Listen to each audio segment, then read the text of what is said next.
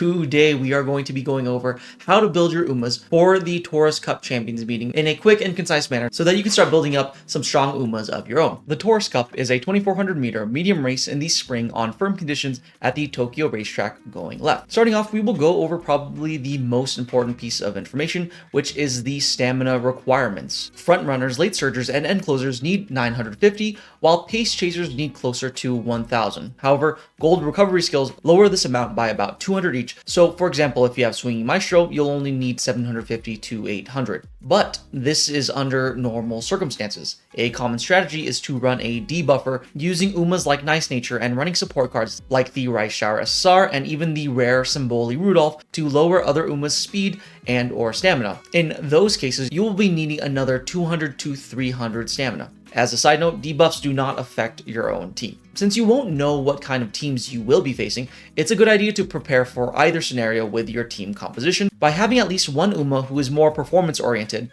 built as if there is no debuffer by focusing more on speed or speed skills, with only the bare minimum stamina to get through the race. And another Uma who is built to withstand the debuffs by focusing more on stamina or recovery skills. To round out your team, your third should either just double up on either of those two, or to have a debuffer of your own. I'll be going over these builds more in depth shortly, but first I want to go over general skills that you should be using for this track. For endurance recovery, Swing Maestro is king, and I highly recommend borrowing Super Creek when building for this track, especially if your Uma does not have a good innate gold recovery skill. But in general, what to look out for would be recovery skills that do not have a complicated activation requirement, such as being jammed or being passed, and to look for ones that just say recover endurance or reduce fatigue during the mid-race onwards.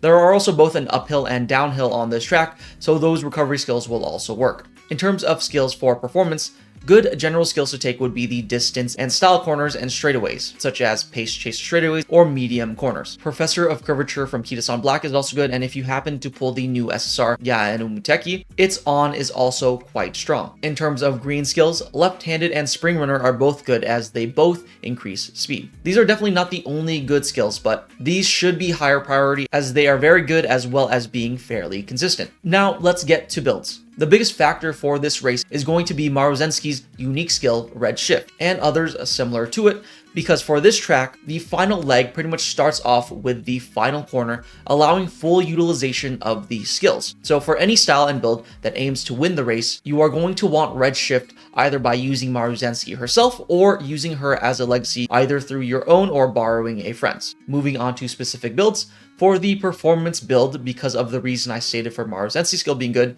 Taiki Shuttle's Shooting for Victory, as well as Measure Orion's unique skill, Feel the Burn, or the upgraded Let's Pump Some Iron, are also both very strong. And also why you should be leaning towards a pace chaser or late surger for this role, with either being able to use Shooting for Victory or late surgers with Measure Orion's unique. Essentially, Maruzensky's unique activates from places 1 through 5, Taiki's from 3 to 5, and Measure Orion's activates at position 6. So choose Taiki's for better performance or Measure Orion's to be more safe or consistent, since it adds another position for a skill to activate. Pace Chasers don't get any notable style-specific skills, although if you played early enough and got the Event Special Week SSR card, Gourmand is an excellent recovery skill. But for late surgers, you can use Fast and Furious either through the Tamamo Cross SSR card or on Winning Ticket by star unlocking her, as well as the skill Rising Dragon on Measure Orion. Now, that's not to say front runners or end closers are useless. They are pretty good for the stamina focus role, as being far ahead or behind will actually dodge certain debuffs, as well as not needing as much stamina as pace chasers. Also,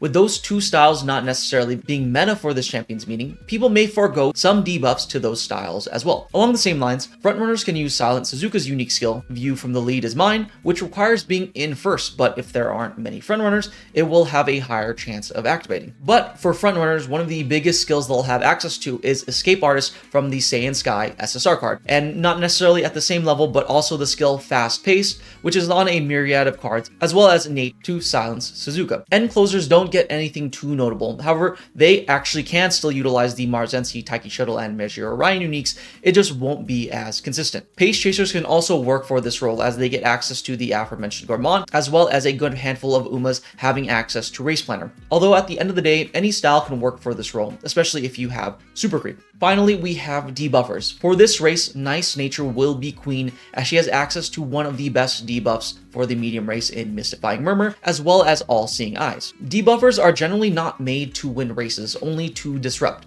so getting high wit is key, as well as some power for positional reasons. The other stats are not really relevant, however, you will want enough to get far in a career run. For this Champions meeting, I suggest going for stamina debuffs, as I personally don't think the general player base has an understanding of how much stamina is actually required for these races, with this being the first one.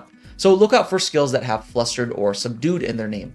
A notable card, which I had mentioned previously, is the rare or gray Symboli Rudolph card, which has access to a stamina debuff for every single style.